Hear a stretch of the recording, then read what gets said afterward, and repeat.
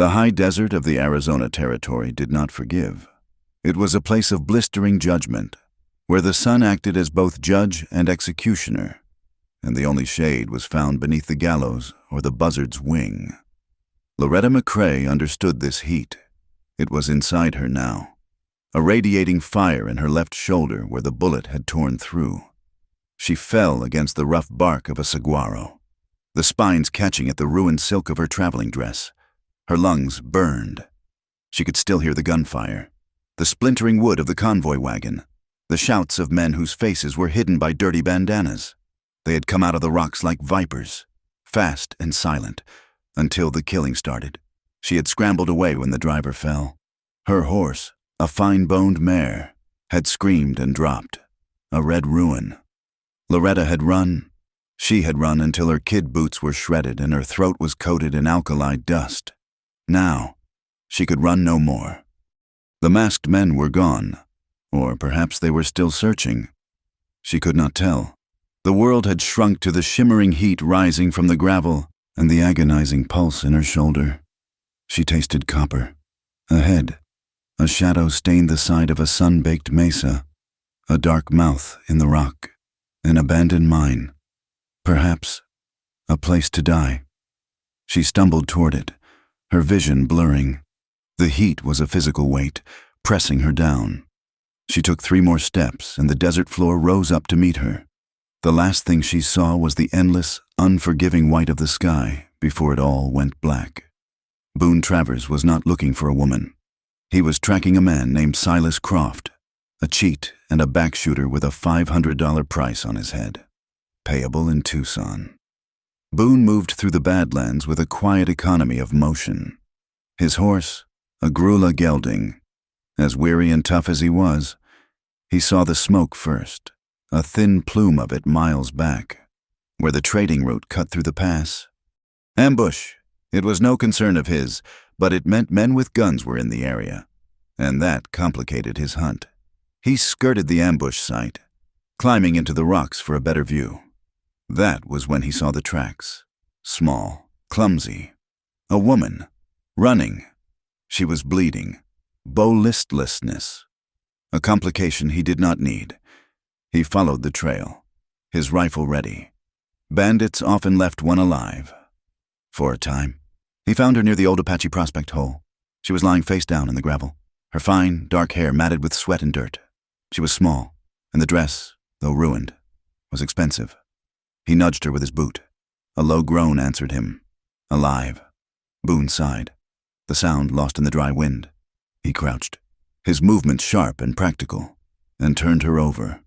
The wound in her shoulder was bad, caked with dirt. He looked at her face, pale beneath the grime, lips cracked and white. She was young.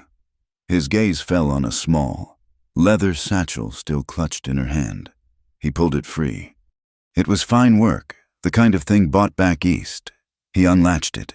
Inside, there was a silver-backed hairbrush, a small, water-damaged book of poetry, and a single letter, folded and damp. He opened it. The ink had run, but the salutation was clear enough. My dearest Loretta, and the signature at the bottom, a bold, arrogant script. Judge Alistair McCrae. Boone's blood went cold. He dropped the letter as if it were a snake. McCrae. He stood up, backing away from her. The name echoed in his skull, bringing with it the smell of Georgia pines and burning rope. McCrae, the name on the false warrant, the name that had signed away his brother's life. The desert shimmered. Buzzards were already circling. High up, it was justice. It was fate. He should leave her. He should mount his horse, ride away, and let the sun and the coyotes finish the work. It was everything he had wanted for 10 years. A McCrae, helpless and dying in the dirt. He turned. He put his boot in the stirrup. She moaned again. A thin, broken sound. Not the name, just the woman. A sound of pure, animal pain. Boone froze. His jaw clenched so hard a muscle jumped. He looked at the sky, at the waiting birds, and he cursed. He cursed his God. He cursed the territory, and he cursed the name McCrae. But he could not curse the dying woman. He was a bounty hunter. He had killed men, but he was not a murderer, not this way. With a growl of self-loathing, he bent down. He scooped her up. She was lighter than he expected, a fragile thing. He carried her to his horse, mounted, and settled her across his lap. She was burning with fever.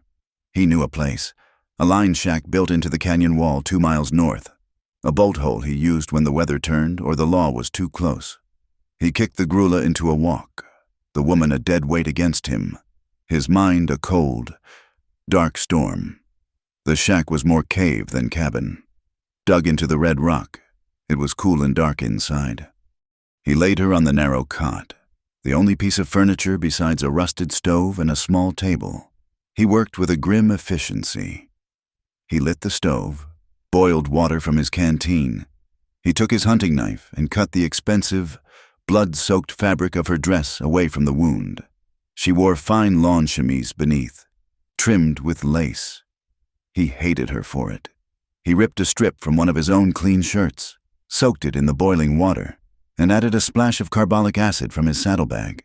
He cleaned the wound. It was a clean hole, straight through. The bullet was gone, but it was filthy.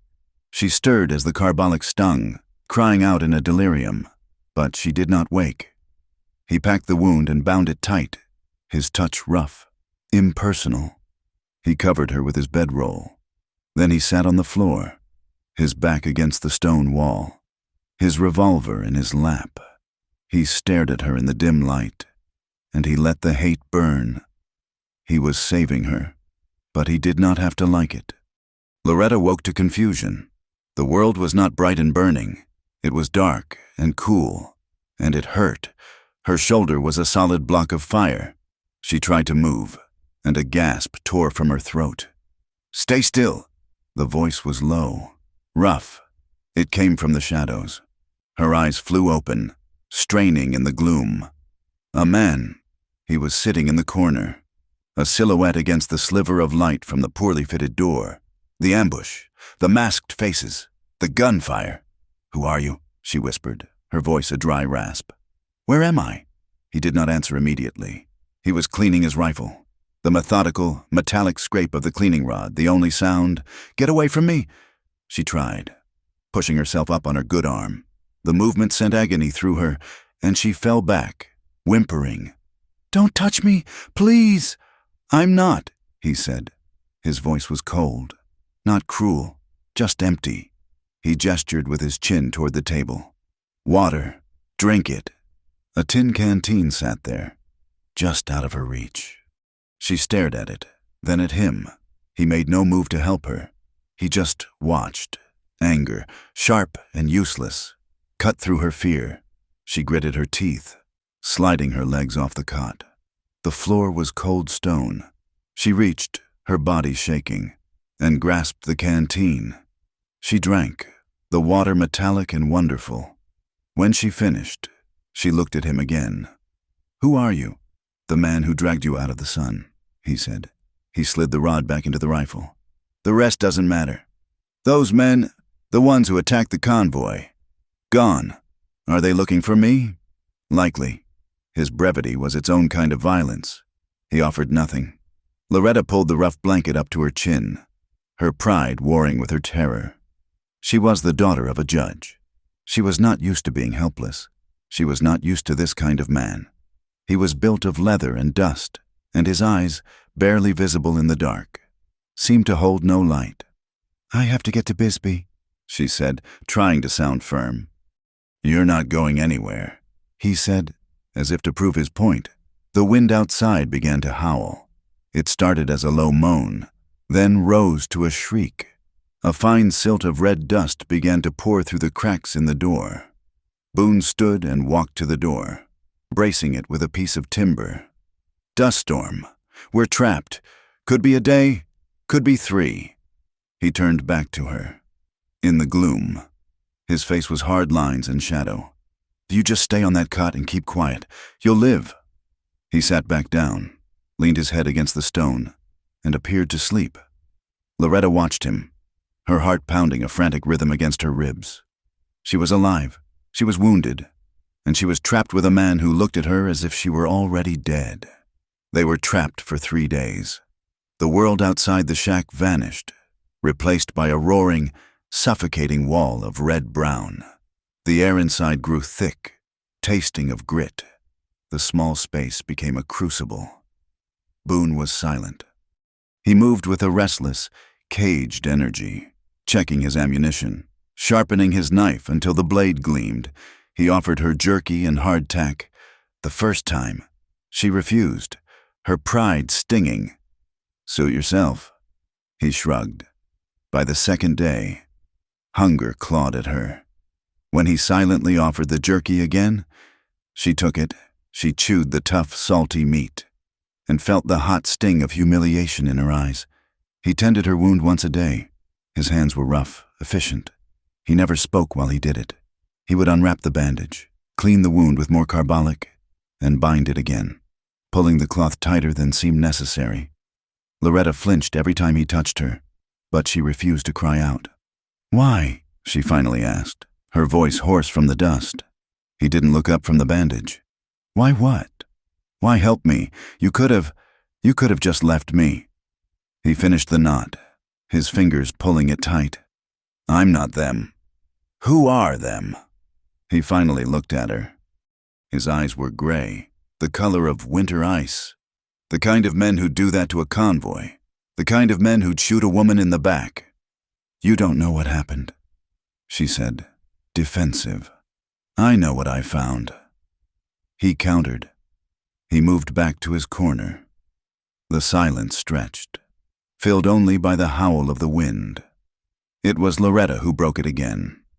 The confinement was wearing her down, stripping away the layers of her refinement. "They deserved it," she whispered, so low she thought he might not hear, but he did. His head tilted. "Who?"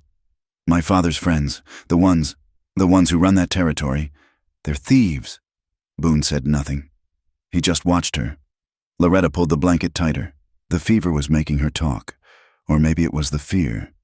"My father, he's a judge. He's supposed to uphold the law." She laughed, a dry, broken sound. "He is the law, and he used it. He used it to protect them, to frame settlers, to take their land, to protect the elite." She was staring at the stone wall, seeing her father's study in Georgia, the cigar smoke, the cold, dismissive look in his eyes. "I tried to expose him," she said, her voice cracking. "I found his ledgers. I tried to take them to a journalist. He found out. He had me beaten, locked in my room." She touched her shoulder. "He sent me out here, to be married off to the son of one of his partners, to keep me quiet." She finally looked at Boone. "The men who attacked, they weren't trying to rob the convoy. They were trying to kill me." Boone's expression did not change, but his hands, resting on his rifle, had gone white at the knuckles. A McCrae turning on a McCrae. He hadn't expected that. "So you ran," he stated. "I ran." He was quiet for a long time. The wind seemed to be dying down, its shriek fading to a low moan. "Why are you out here?" she asked, boldened by her own confession. "You're not a rancher. You're not a prospector." "No." "Are you running, too?" He looked at the small, dying fire he'd built in the stove. "I'm looking for something." "Justice?" she asked, the word tasting like ash in her mouth. His gaze snapped to hers, and for the first time, she saw something move in those gray eyes. A fire, banked low and dangerous. "There's no justice," he said, his voice flat. "There's just balancing the books. There's just debt." He looked away, back to the stove. "They hung my brother, back in Georgia." Loretta stiffened. The raw pain in his voice was so sudden. It shocked her. "He was just a boy, 19. He worked on a farm. He didn't know anything about politics, about lines on a map." Boone's voice was quiet, but it filled the small shack. "A rich man's barn burned. They needed someone to blame. They found my brother. But the trial," Loretta whispered. "Trial?" He laughed, a sound as harsh as stones grinding together. "There was testimony, false, from a man who owed the estate. They pulled him out of the jail that night. They strung him up from an old oak tree. Boone fell silent. He did not tell her the rest. He did not tell her the name of the estate that provided the witness. He did not tell her the name on the warrant that put his brother in that jail cell. McCrae. He kept his identity secret. He was just a man in a shack, and Loretta kept her own secrets. She had not told him about the ledger she still had, sewn into the hem of her ruined petticoat, the real reason they wanted her dead. The storm broke on the evening of the third day. The wind stopped, leaving behind an eerie, profound silence. But the cold settled in. The desert night, scrubbed clean by the wind, was frigid. Loretta's wound, aggravated by the dust and the cold, began to throb with a new intensity. The fever, which had been lurking at the edges of her mind, came roaring back. She began to shake. At first, it was a fine tremor. She huddled under the bedroll, clenching her teeth. But the cold was deeper. It was in her bones. The shaking became violent, racking her body until her teeth chattered. Boone watched her. He had stoked the fire, but it wasn't enough. "I'm cold," she stuttered, her voice small. He threw his own heavy duster coat over her. It did nothing. She was lost in the fever now, her eyes wide and unfocused, seeing things in the shadows. She saw the masked men. She saw her father's cold eyes. She whimpered, a low, terrified sound. "Please," she whispered. "Please." She reached out, her hand trembling. She wasn't reaching for him. She was reaching for any human warmth in the terrifying, cold dark. "Hold me," she begged, the words broken by the chatter of her teeth. "Please, just until the shaking stops." Boone sat frozen. This was the woman, the name, the bloodline that had poisoned his. He had spent 3 days hating her, tending her wound with a cold fury. He had listened to her story, and it had only twisted the knot in his gut. And now she was asking for comfort. His first instinct was to walk out, to let her shake, but he looked at her. She was not a McCrae right now. She was not the daughter of the man who had murdered his brother. She was just a woman, terrified and freezing, on the edge of delirium. He remembered his brother. He remembered the cold jail cell, with a long, slow breath that felt like breathing in ground glass. Boone moved. He did not lie down. He sat on the cot, his back against the cold stone wall, and pulled her stiff, shaking body back against his chest. He was rigid, a wall of muscle and barely contained rage. He did not put his arms around her. He simply lent her his warmth. Loretta leaned into him, her shaking almost unbearable. He could feel the heat radiating from her skin. He stared into the darkness of the shack, holding the daughter of his sworn enemy, and felt nothing but the slow, agonizing burn of his own fractured soul. After a long time, the violent shaking subsided, replaced by a deep, steady tremor. She was quiet, her breathing shallow. Boone did not move. He did not sleep. He just sat there, holding her, and waited for the dawn. The morning broke clear and sharp, the air scrubbed clean by the storm. When Loretta woke, she was alone. The shack was cold. The heavy duster lay across her, smelling of dust, leather, and the faint, masculine scent of the man who had worn it. She sat up, her shoulder protesting with a dull, heavy ache rather than the sharp fire of the day before. Her fever was gone. She was mortified. She remembered the shaking. She remembered begging him, "Hold me." And she had slept pressed against the unyielding warmth of a man who clearly despised her, and she had never felt safer. The door creaked open. Boone Travers stood silhouetted against the bright, new morning. He looked past her, his face as hard and unreadable as the canyon stone. "The storm's gone," he said. He tossed a small cloth sack onto the cot. It held a meager handful of dried apples. "Eat. We're moving. Moving where?" "You're staying. You cannot just leave me here," she said, panic rising in her throat. "I can," he replied, turning to check the load on his horse, which stood just outside. "I saved you from the sun. My debt is paid." "Debt? What debt?" He ignored her, tightening a cinch with a vicious pull. Loretta scrambled off the cot. pulling the duster around her ruined chemise. "I told you, men are trying to kill me. You cannot leave me here for them." Boone stopped. He turned slowly, walking back to the shack door. He leaned against the frame, crossing his arms. The coldness was back, 10 times over. "I went up the ridge while you were sleeping," he said, his voice quiet. The storm didn't cover everything. 4 riders, they cut north, then circled back. They're good. They're trackers. Loretta's blood ran cold. "They're not bandits," Boone continued, his gray eyes narrowing. "Bandits would have hit the convoy and run. These men are hunting. They're hunting you. You told me about your father, about the land." He took a step inside. "This isn't just about silencing a daughter, is it? It's about those ledgers you mentioned." Her hand flew instinctively to the hem of her petticoat. It was a small, sharp movement, and his eyes caught it instantly. A cold, mirthless smile touched his lips. "There it is. You stole the proof." "It is not theft," she said, her voice shaking but defiant. "It is evidence. It proves my father and his partners stole water rights from families, forged signatures. They murdered a man who refused to sell. And you have it," he stated.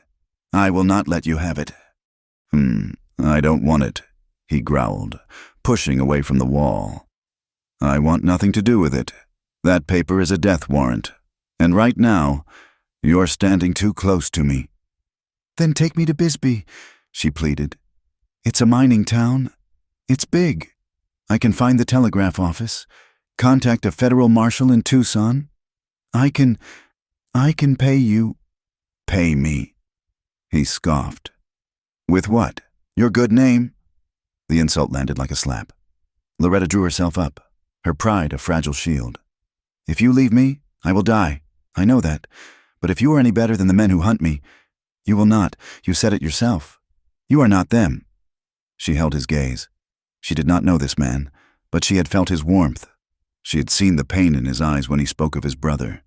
He was not a killer, not a cold-blooded one. Boone stared at her for a long, agonizing minute. He was calculating the risk, the delay. He was tracking his own man. And this was a complication that could get him killed. But she was right. He had saved her. Leaving her now was the same as putting a bullet in her himself.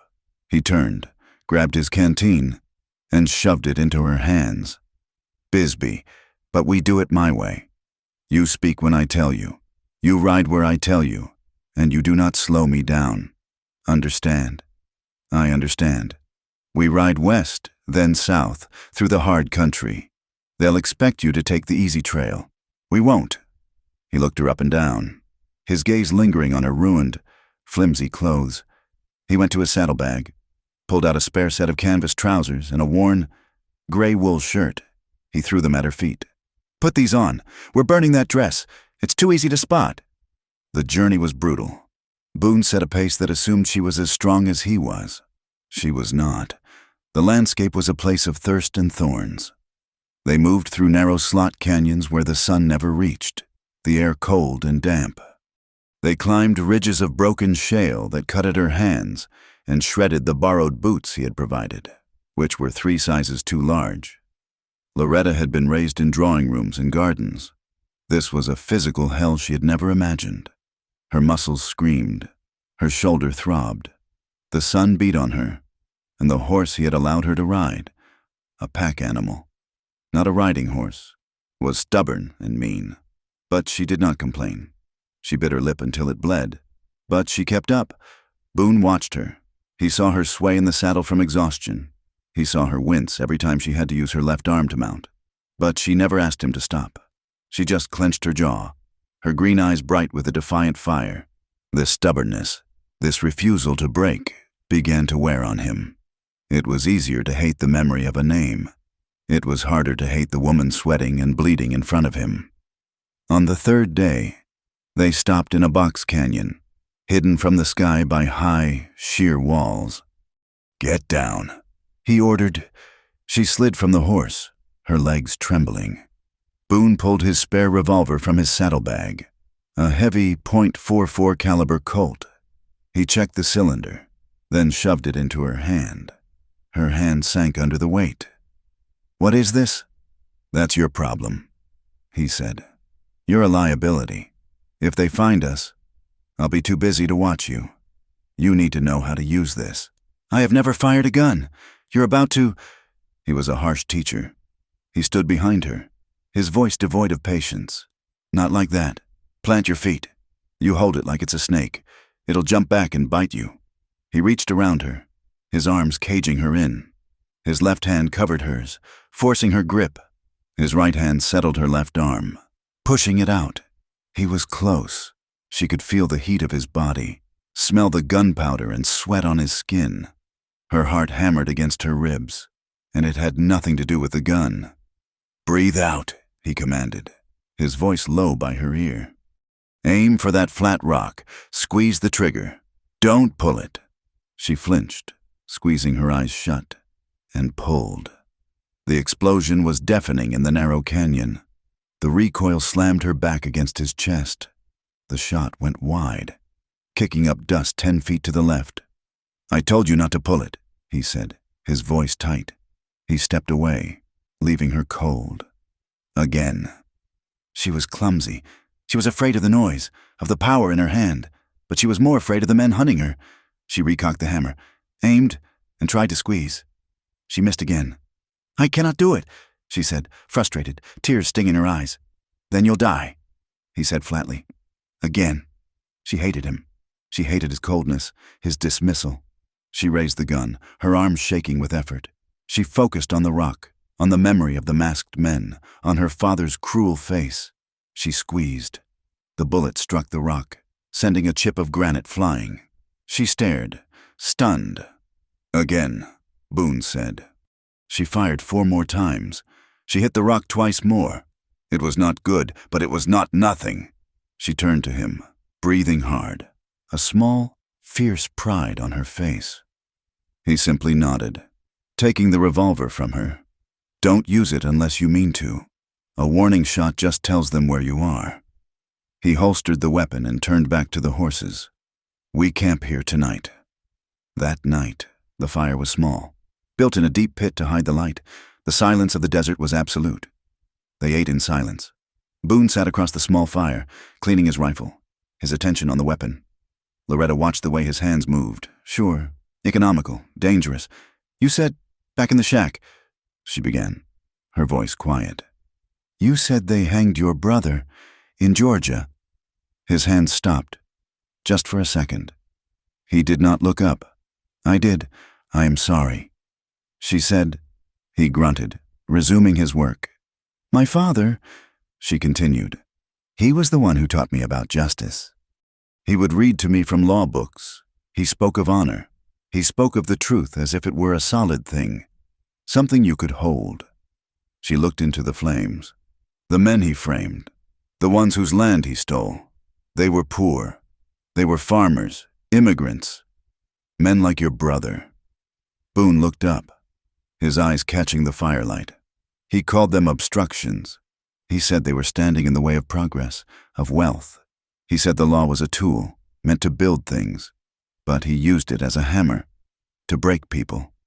She spoke of the night she found the ledgers, how she had confronted him during a dinner party. He laughed at me. He told his guests I was unwell, that I was prone to fantasies. She wrapped her arms around her knees. "Later that night, he came to my room. He did not yell. He was calm. He told me I had shamed him, that I was ungrateful. Then he took his walking stick." She stopped. She did not need to finish.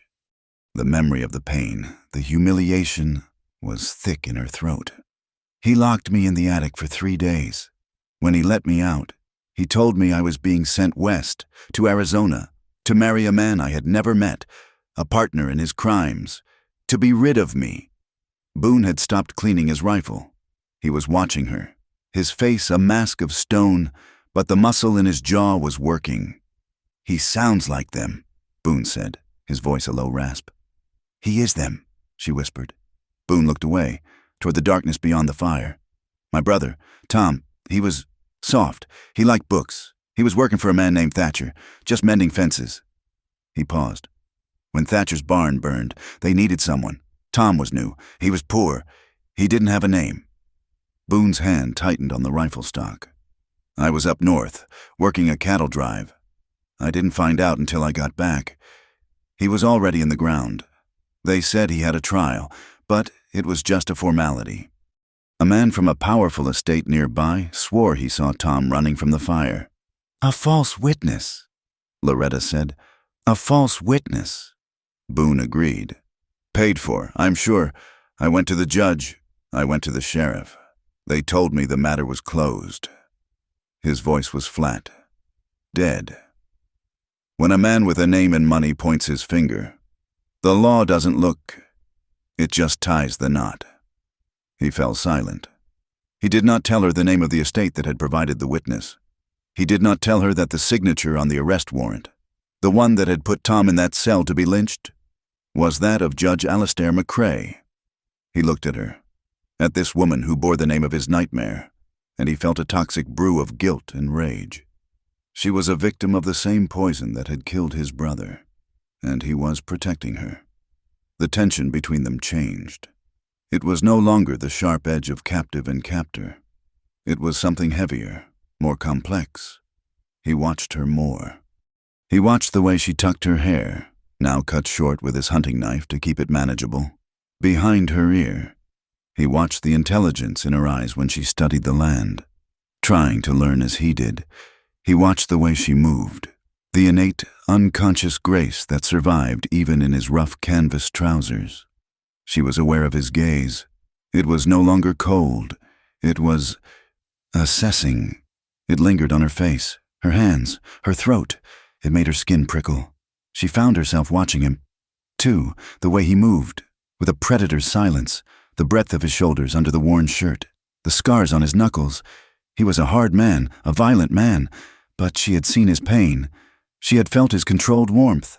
They were two halves of a broken thing.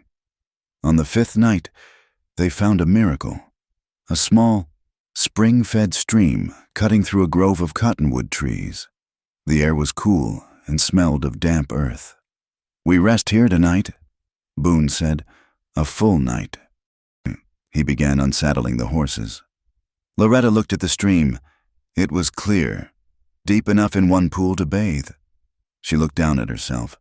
She was covered in 5 days of sweat, dust, and grime. I want to wash, she said, her voice hesitant.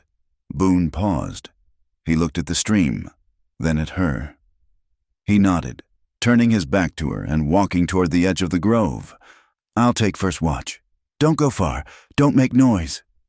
She took the small piece of lye soap from his saddlebag. She slipped behind a curtain of willow branches, her heart pounding. She was alone, but she was not. He was only 50 feet away. She stripped off the filthy clothes. The night air was cool on her skin. She stepped into the water, her breath catching at the cold. It was shocking and wonderful. She washed her skin, her hair, scrubbing away the desert. She felt her dignity return. She was not just a survivor. She was Loretta McCrae. Boone stood watch, his back to the stream. He was supposed to be watching the ridgeline, but all he could hear was the quiet splash of water. He was fighting a war inside himself. He had built his life on a foundation of hate, 10 years of it. The McCrae name was a prayer of vengeance on his lips. And now, the name had a face, a voice, a story. He hated her vulnerability. He hated her sharp wit. He hated the way she refused to break. He hated that he had held her, that he knew the feel of her trembling against him. He heard the splashing stop. A silence. He should not have turned. It was a violation. It was a weakness. He turned. She was standing at the edge of the water, not 10 yards away. The moonlight filtered through the cottonwoods, turning her skin to silver. She had put on his spare shirt. It was wet, clinging to the curves of her body, transparent in the pale light. She was beautiful, and it was not the beauty of a ballroom. It was the raw, sharp beauty of a woman who had been through fire. She saw him. She did not cry out. She did not try to hide. She just stood there, her hair dark and slick, her green eyes luminous in the shadows. She saw the look on his face. The cold mask was gone. In its place was a raw, aching hunger that mirrored her own. She was not afraid of him. Not this way. She walked out of the water, the wet shirt dripping, and stopped just a few feet from him. He did not move. He was rigid, his hands clenched at his sides. She had to know. She had to know if this thing between them was real or if it was just another part of the violent history that bound them. "Do you want me?" she asked, her voice low and steady. "Because of me or because you hate everything I come from?" The question struck him like a physical blow. It was the truth he had been running from for 5 days. Was this desire? Or was this just another form of revenge? A way to take, to possess, to ruin the last thing a McCrae had left? He looked at her, and he could not find the answer. He saw his brother's face. He saw her in the dirt. He saw her in the moonlight. He trembled. A violent, uncontrollable tremor shook his entire body. With a sound like a strangled oath, he turned. He tore his gaze from her, shoved himself away from the tree, and walked. He did not run. He walked, fast and heavy, into the darkness of the grove, leaving her alone by the water. The question hanging between them in the cold, silver air. Bisbee was a gash in the mountains, a raw wound of ambition and ore. It was not a town built on a flat plain. It was hammered into the sides of the Mule Mountains, a chaotic jumble of canvas tents, raw lumber shacks, and brick storefronts clinging to the steep canyon walls. The air, thick with the sulphurous smoke from the copper smelters, was never quiet. Day and night. The ground thrummed with the sound of the deep mine stamps, a constant, metallic heartbeat. Boone rode in from the south, keeping to the arroyos, avoiding the main road. Loretta, riding beside him, looked pale and overwhelmed. She had hidden her hair beneath a stained sunbonnet, but her fine, eastern features stood out. "This is a city," she whispered, looking at the sheer number of men filling the streets. Miners in mud-caked canvas, speculators in cheap suits, painted women leaning from the windows of the saloons on Brewery Gulch. "It's a camp," Boone corrected, his eyes scanning every rooftop, every alley. "And it's busy. That's good for us." He led the horses into a livery stable tucked behind a row of assay offices. He paid the hostler, his movements tense. "Wait here," he told Loretta, pushing her into the shadows of an empty stall. "Do not move, and do not speak to anyone. Where are you going?" "To see a man. Find out what we're walking into." He left her in the smell of hay and manure and stepped out onto the street, his duster settling over his gun belt. He moved through the crowd with an unsettling ease, a shadow in the frantic daylight. He found what he was looking for on the edge of the Mexican district. The saloon was called La Serpiente. It was dark, smelled of stale beer and chili, and was mostly empty this time of day. A man was behind the bar, polishing a glass. He was broad, his face a map of sun-baked wrinkles, his black hair tied back in a simple knot. He looked Apache, but he wore a bartender's apron. He watched Boone approach, his eyes missing nothing. "Beer," Boone said, laying a coin on the bar. The man drew the beer without a word and slid it over. Boone drank half of it, letting his eyes adjust to the gloom. "I'm looking for Silas Croft. You heard the name?" The bartender paused his polishing. "Heard it. He was here. Played cards up at the Oriole. Left 2 days ago. Headed for Tombstone. Maybe, or maybe hell. He cheats. That's why I'm looking for him," Boone said. He pushed the glass back. "I'm looking for something else. 2. Information. Information costs." Boone slid another coin across the bar. "A convoy was hit 5 days back, east of here. A trading wagon. I found a survivor. A woman." The bartender's dark eyes narrowed. "You find trouble? You mean, what's the word on it?" The man, Noche, leaned closer. His voice was a low rumble. "The word is, a man named Lancaster wants her. A rancher, big money, political ties. He wants the woman, or what she's carrying." He sent the men who hit the convoy? He did, and they are still looking. They passed through here yesterday, asking quiet questions, offering money. Boone felt a cold knot tighten in his stomach. What's the woman's name? Noche's gaze was sharp. You know her name. Why else ask? It's the name that's the trouble. McCrae. Boone did not flinch. What kind of price? A high one. Noche said, $1,000, dead or alive. But I hear Lancaster prefers dead. She's got paper on him. Proof of land fraud, water theft, things that could hang him. $1,000. A fortune, enough to make every man in this town a potential killer. She's trouble, Travers, Noche said. Using Boone's name for the first time. You rode with vengeance for a long time. You know what it smells like. This stinks of it. Get rid of the woman. It's not your fight. Maybe, Boone said. He finished his beer. I need a place to stay. Something quiet. Cheap. A place nobody looks twice. Noche sighed. The Copper Queen is full of speculators. Go to the other end of town, past the gulch. There's an inn, the Drifter's Rest, run by a widow named Salter. She doesn't ask questions as long as the coin is real. And the law? The marshal's on Lancaster's payroll. You won't find help there. You're on your own. Boone nodded. He stood up, the weight of the news settling on him. This was worse than he thought. It was not just a family squabble. It was a war. One more thing, Boone said. He bought a small bottle of whiskey, then went to the mercantile next door. He bought a cheap black dress, the kind a miner's widow would wear, a heavy black veil, and some thread. When he returned to the livery, Loretta was huddled in the stall, pale but steady. We have a problem, he said, tossing her the bundle. Your name is Poison. There's a price on your head, $1,000, dead or alive. Her face went white. 1,000, which means we can't trust anyone. Not the law, not the man at the hotel desk, no one. He handed her the dress. Put this on. Your name is Sarah Smith. Your husband died in the Silver King mine collapse. You're on your way to Tucson to live with your sister. You're my half-sister. We don't talk much. Got it? Yes, she whispered, her hands shaking as she took the black cloth. Change. I'll watch the door. He turned his back. He heard the rustle of fabric. He did not let himself think of the stream, of her skin in the moonlight. He thought of the price. He thought of the trackers. I'm ready, she said. He turned. The disguise was good.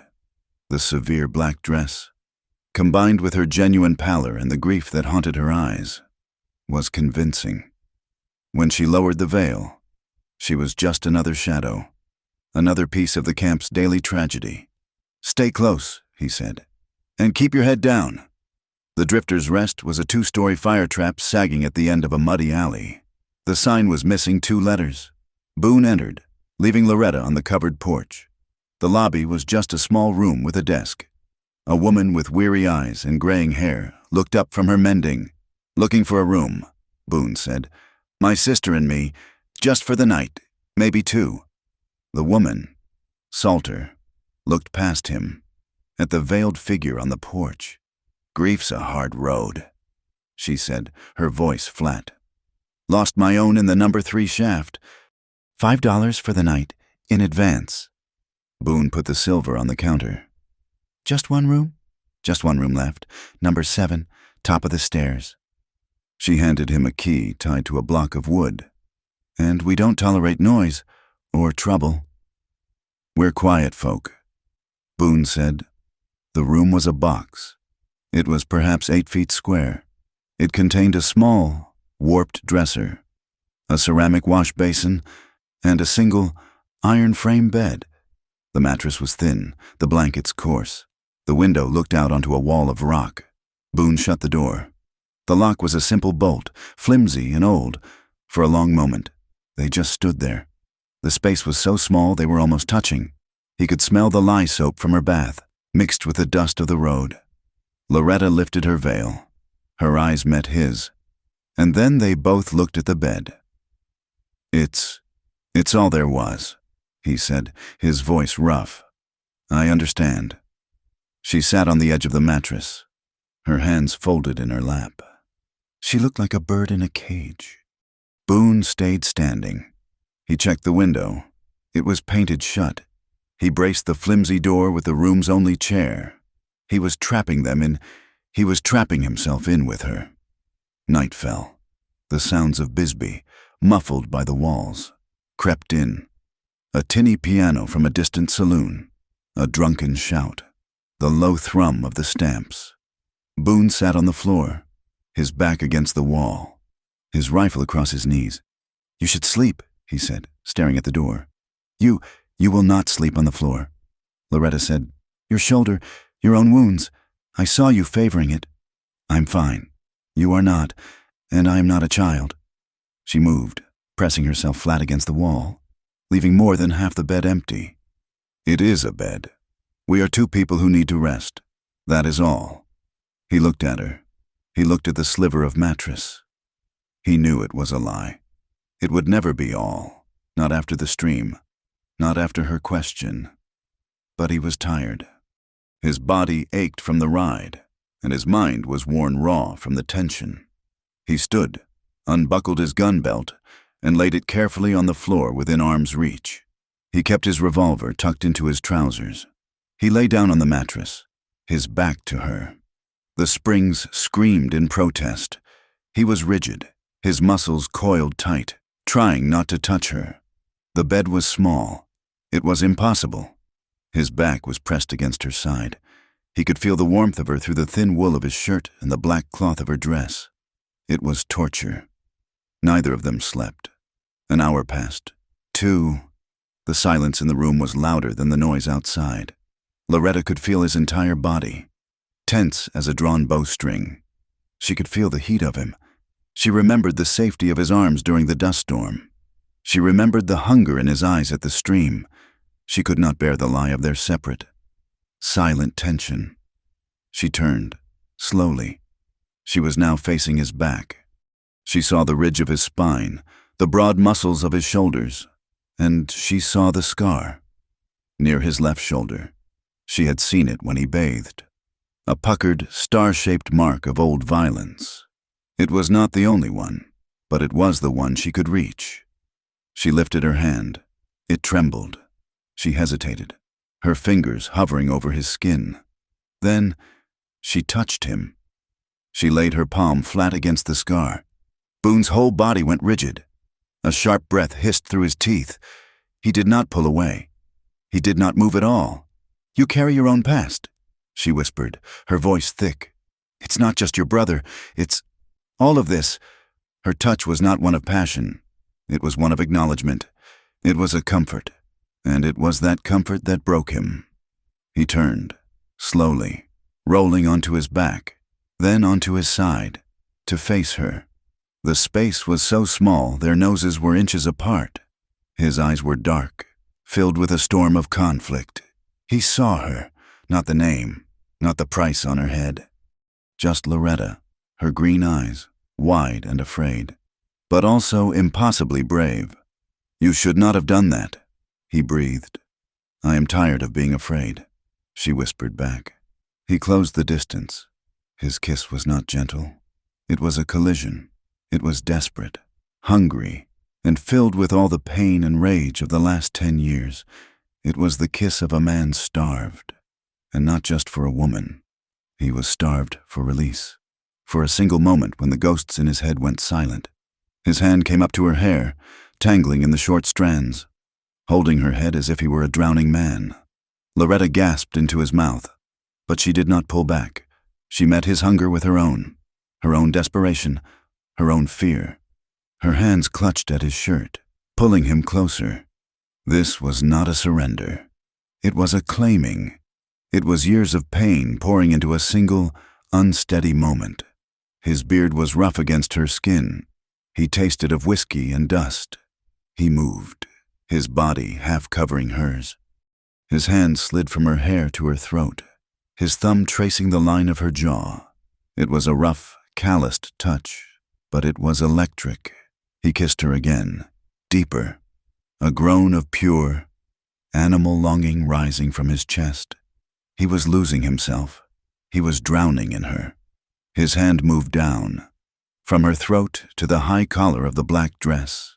His fingers fumbled with the small buttons, and Loretta froze. She put her hands on his chest, pushing gently. "Boone, wait!" He stopped. His breath was ragged. He looked down at her, his eyes wild. "This," she said, her voice shaking. I cannot be that." "Be what?" he rasped. "Your revenge." The word hung in the air, cold and sharp. It cut through the heat between them. She saw the conflict tear across his face. He wanted to deny it. He wanted to lie.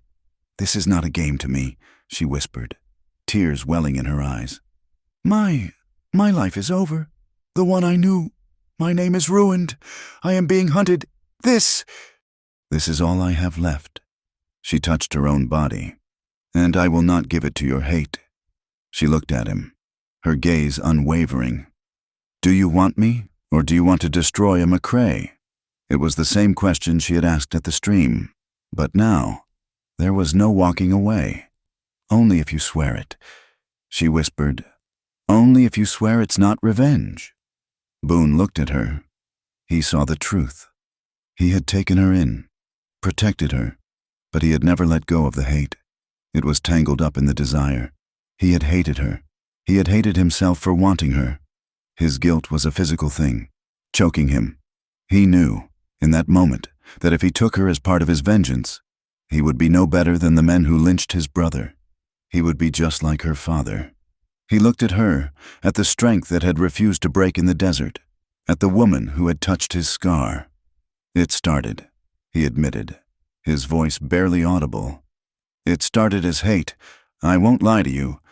When I saw your name, I wanted to leave you in the dirt."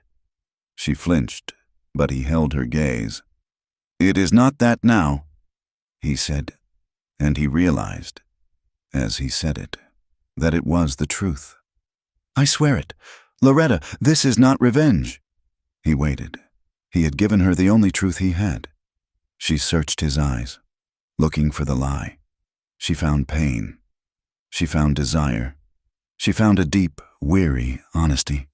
Slowly, her hands relaxed on his chest. She did not pull him closer. Instead, she lifted her own hand and, with a shaking finger, she undid the first button of her dress. It was an invitation, a promise. What began then was not the furious passion of their kiss. It was slow. It was tender. It was filled with a profound and aching restraint. He kissed her again, gently this time, as if he were learning her. He touched her skin as if it were fragile. Every movement was hesitant, careful. It was raw, not with violence, but with exposed nerves. They were two wounds, touching. They both knew they were not free. The ghosts were still in the room. His brother, her father, the men hunting them. But for these few, stolen hours, they held the ghosts at bay. They found a quiet, desperate solace in the heat of each other's skin, a silent promise in the dark. The next morning, Loretta woke to the gray, early light. The bed beside her was empty and cold. For a moment, panic seized her. He was gone. He had left her. Then she heard it, a low murmur of voices from downstairs, in the small common room below. His voice. She slid out of bed. Her body was sore, tender, but alive. She pulled on the black dress, her fingers moving slowly. She felt different, as if she had crossed a line and could never go back. She crept to the door, easing it open. The chair was gone. She moved down the narrow staircase, her stockinged feet silent on the worn wood. The lobby was empty, but she heard the voices coming from a back room. The kitchen, perhaps. She heard Boone's voice, low and tense. "I don't like it. They were too close." Then Noche's voice. "They know she's in town. Travers, the money has made men talk. You need to get her out. Today." "I know. I'm taking her to Tucson. To the marshal there." "You're a fool," Noche said, his voice hard. "You, of all people, risking your neck for a McCrae." Loretta froze at the name. "It's not about the name anymore," Boone growled. "The name is all that matters." Noche shot back. "It's the only thing that's ever mattered. You think her father's partners are the only ones who hate that name? You forget. You forget what they did to your own blood." "I forget nothing," Boone said, his voice lethal. "Then you're a bigger fool than I thought. You cannot save her. That name is cursed. It was a McCrae who signed the warrant. It was a McCrae who paid the witness. It was a McCrae who put the rope around your brother's neck. And you're sharing a bed with one." Loretta's blood turned to ice. "A McCrae signed the warrant. Her father." The room went silent. She could hear her own heart, a frantic, sick pounding in her ears. She stumbled back from the stairs, knocking over a small, empty umbrella stand. It clattered loudly on the wooden floor. The kitchen door flew open. Boone stood there, his revolver in his hand, his face a mask of thunder. He saw her. He saw her white face, her eyes wide with horror and understanding, and he knew she had heard. "Loretta," he started. Noche emerged behind him, took one look at her, and shook his head. "You've killed yourself, Boone." He turned and walked out the back door. Loretta stared at Boone, the man who had held her, the man who had sworn it was not revenge. He said my father," she whispered. Boone's face was pale. He holstered his gun. "Loretta, listen to me. He said your brother, my father." "Yes." His voice was flat. "Dead." The word was a physical blow. She staggered, grabbing the railing to hold herself up. The betrayal was so vast, so complete, it took her breath. "My father," she repeated, the pieces clicking into place. "Your brother. That's why you hated me. That's why you looked at me like that." "Yes, at first, yes, and last night." She choked out the words. You swore it was not revenge." "It wasn't," he said, taking a step toward her. "Loretta, it changed. I didn't know it was you when I found you. I just found a woman in the dirt. Then I saw the name. And you decided to save me? Why? As a more fitting punishment?" "No," he roared, his fists clenching. "I don't know why. Because I'm not him. I'm not your father. I'm not a murderer." "You lied to me," she cried, tears of rage and shame streaming down her face. "You let me. You touched me. You knew my family was responsible for your deepest pain, and you used me. I did not use you." You did. She was haunted by her family's sins. They were not just thieves, they were killers, and she had just given herself to the one man who had every right in the world to destroy her. She felt soiled, not by the act of love, but by the lie. "Loretta," he said, his voice desperate, reaching for her. "I swear to you, I did not plan this. What happened last night? It was not hate, it was you." But she could not hear him. She could only hear Noche's words. "A McCrae who put the rope around your brother's neck. She was her father's daughter. She was tainted, and he had taken his revenge after all." "No," she whispered. She backed away from him. "Loretta, stop. There are men looking for you. You cannot just—" But she was already turning. She could not breathe. She could not be in the same room with him. She wrenched the front door of the inn open and ran. She ran out into the muddy alley, into the morning chaos of Bisbee. With no disguise, no money, and nowhere to go, she just ran. Loretta ran. She did not know where. She only knew she had to get away from him, away from the name McCrae, away from the ghost of a boy named Tom. She burst from the alley onto Brewery Gulch, a street already roaring with morning commerce, men with lunch pails, wagons loaded with timber, and mules laden with ore created a chaotic flow. She plunged into it, a woman in a black dress, her veil forgotten, her face a mask of pale terror. She was conspicuous. A woman running was a woman in trouble, and in a town like Bisbee, trouble was currency. She heard a shout. "That's her, the woman in black." She did not look back. She ran harder, slipping on the muddy boardwalk, shoving past a startled prospector. She was not thinking. She was just a nerve, raw and screaming. If she had been thinking, she would have stayed in the crowded street. Instead, she bolted down another alley, This one narrow and dark, hoping it would lead her to the hills. It was a dead end. A high wooden fence blocked the way. She turned, gasping, her lungs on fire. 3 men filled the alley's entrance, blocking the light. They were not miners. They wore range clothes, but their gun belts were slung low, and their eyes were cold. They did not rush her. They took their time, spreading out. "Well, now," said the one in the middle, a heavy man with a tobacco-stained beard. "Look what we found. Miss McCrae, I presume. You've led us a merry chase." "Get away from me," she panted, her back pressing against the rough fence. "Mr. Lancaster is very keen to speak with you," the man said, advancing slowly. "He's an old ally of your father's, you see, and he's right broken up about you running off." "He's a murderer?" she spat. The man's smile vanished. "He's a businessman, and you've got something that belongs to him. Something that's complicated." He took another step. "We can do this easy, or we can do this hard. Mr. Lancaster said he'd prefer you alive. For now. But he wasn't particular about you being comfortable." Loretta looked for a weapon. A rock.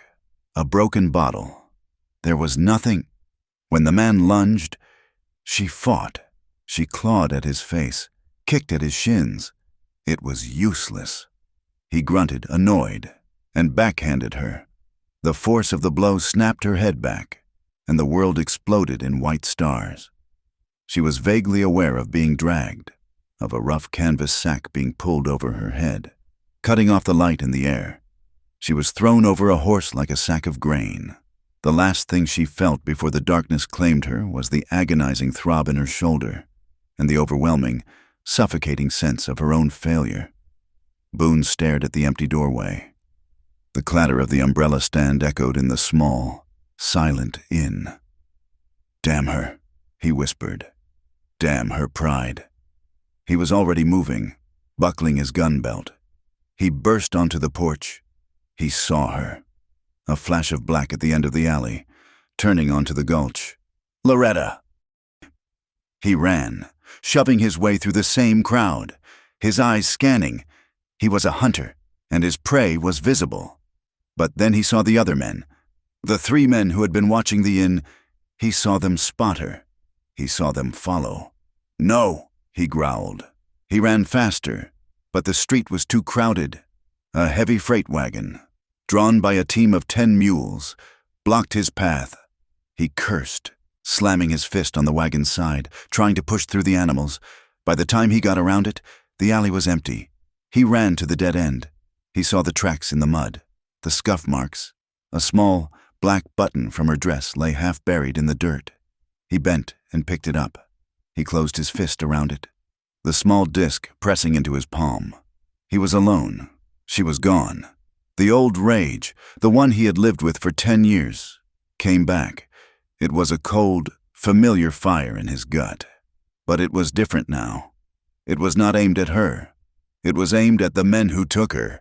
It was aimed at himself, at his own damned pride, his own lie of omission that had driven her out the door. He had felt his soul crack open last night. He had felt the first, fragile seed of something other than vengeance. And now, it was gone, smothered. "You fool," Noche's voice said from behind him. Boone did not turn. He just stared at the scuff marks. "She is gone," Noche said, walking up beside him. The scout's eyes missed nothing. "3 men, professional. They took her east, toward Lancaster's spread." "You knew," Boone said, his voice a low threat. "You knew she was listening. I knew you were a dead man walking. I was trying to save your life," Noche said. "I told you, the name is cursed." Boone turned, his hand dropping to his gun. "She is not a name." Noche held his gaze, unblinking. "She is now. She's a $1,000 bounty. She's a witness, and Lancaster will not let her live. You know this." "Where?" Boone's voice was tight. "You are not thinking," Noche said.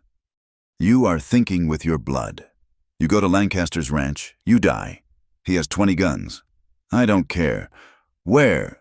Noche sighed. He has an old line shack north of the main ranch. He uses it as an outpost. Hides things there, things he doesn't want the law, even his law, to see. Help me, Boone said. It was not a request. Why? So I can die with you?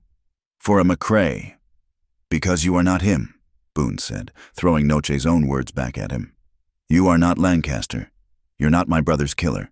You're the man who told me the truth. Noche studied Boone's face.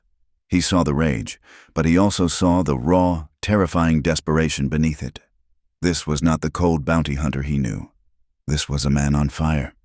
Get your horse, Noche said, turning. I will not die for her, but I will show you the way. The rest is on your God. Loretta woke to darkness and the smell of hay and old manure. Her head throbbed. Her hands were tied in front of her, her ankles bound tight. The ropes were coarse, digging into her wrists. She was in a barn. Slivers of light pierced the gloom through the gaps in the wallboards. She was alone. Hello? She called, her voice small. The only answer was the stamp of a horse in a nearby stall. She tried to sit up, but the movement sent a wave of nausea through her. The sack was gone, but her fear was not. She was captured. The men who had tried to kill her on the road had finally succeeded. The barn door creaked open. The man with the tobacco-stained beard entered, silhouetted against the bright afternoon light. Ah, he said. You're awake. Good. What do you want? He crouched in front of her, his breath foul. Mister, Lancaster wants those ledgers you're carrying. He knows you got 'em. Your father sent a wire. My father? She whispered, the betrayal a fresh wound. Aye. Seems he's not as sentimental as you. He'd rather you and the proof just disappear. The man smiled. But Mr. Lancaster, he's a planner. He figures. Why just kill you? You're valuable. I don't know what you mean. Don't you? There's others who want to see those land deals undone. Nosy reporters. A few angry settlers who haven't been run off yet. Lancaster figures they might try to find you. He figures you make good bait. He stood. So you just sit tight. We'll make you comfortable. He turned and left. She heard the heavy bar drop on the outside of the door. She was left in the dark. Tied, helpless, bait. She struggled against the ropes, but they were too tight. The knots were professional. Panic, cold and acidic, rose in her throat. She thought of Boone. The thought of him was a fresh agony. He had lied. He had held her, knowing her father was his brother's murderer. He had taken her, and she had let him. She had believed him. It's not revenge. The shame of it was as painful as the ropes. She was a fool for running, a fool for trusting him, a fool for thinking, even for a moment, that she could escape her father's name. She laid her head on the dirty straw and wept. She wept for her own stupidity. She wept for the boy named Tom. And she wept because, even now, even after the betrayal, the thought of Boone's touch was the only warmth in a world that had gone utterly cold. They rode for hours, Noche in the lead. They pushed the horses hard, climbing out of the canyon and into the high, rolling grasslands that marked Lancaster's territory. Boone rode in a cold, silent fury. His mind was a battlefield. The old rage, the 10-year-old hatred for the name McCrae, was at war with the memory of Loretta's face, the feel of her hand on his scar, the sound of her voice in the dark.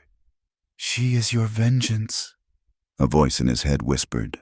Let her go. Let Lancaster have her. It is justice. He closed his fist on the reins. He thought of her in the barn, tied. He thought of her face when she heard the truth. The look of utter devastation. It was a look he had put there. I am not my father. That's what she had said. I am not a murderer. That's what he had said. If he left her, he was both. There, Noche said, pulling his horse to a halt on a ridge. Below them, in a shallow basin, sat a small wooden barn and a one-room line shack. 2 horses were tied to a rail. A thin curl of smoke rose from the shack's chimney. 2 men, Noche said, his eyes scanning the layout. One on the porch, the other is inside, or in the barn. Where's the rest of the crew? At the main ranch, most like, Boone said, his voice flat. He was already dismounting. This is a quiet job. You go in. They'll hear you. They'll shoot the girl. Not if they're dead. Boone pulled his rifle from its scabbard. He checked the load. He was all cold calculation now. This was his work. I'll circle around, Noche said. Get to the horses. Create a diversion if you need it. I won't need it, Boone said. He moved down the slope, using the fading light in the deep gullies for cover. He was a shadow. He moved like the Apache scout had taught him, heel to toe, making no sound. The sun was a red slit on the horizon, plunging the world into a deep purple twilight. He reached the side of the shack. The man on the porch was humming, cleaning his fingernails with a knife. Boone waited. The moon, nearly full, began to rise, bathing the basin in cold, silver light. He needed the man to move. A few minutes later, the man on the porch stood, stretched, and walked toward the barn. Jed, he called. You gonna sleep in there? Bring out that bottle. Boone moved. He stepped from the shadows as the man reached the barn door. The man heard him, or sensed him, and started to turn. He was not fast enough. Boone did not shoot.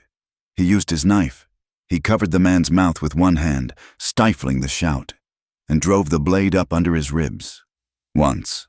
It was fast, brutal, and silent, and he lowered the body to the ground. The barn door creaked.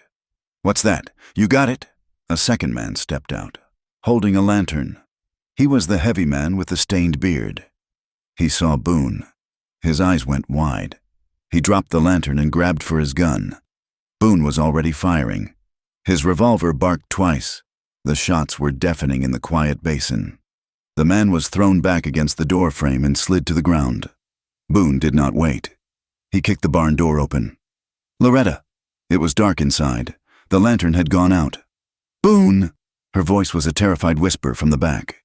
He found her in the stall, a small, dark shape against the hay. He sliced through the ropes on her ankles and wrists. The moment her hands were free, she grabbed him. She did not stand up. She just clutched the front of his shirt, her body shaking so violently he thought she might break. You came, she whispered, her voice raw. You came, I came, he said, his voice rough. He pulled her to her feet, half lifting her, and buried his face in her hair. I'm sorry. Loretta, I am so sorry. He held her. He held her shaking body against his, and she held him back, her fingers digging into his back. Then he kissed her. It was not the kiss from the inn. It was not the hungry collision, and it was not the tender exploration. This was something else entirely. It was messy. It was grateful. It was a desperate, frantic affirmation of life. It was a man and a woman who had both been to the edge and found each other there. His lips were hard, demanding, and she met him with a force that surprised them both.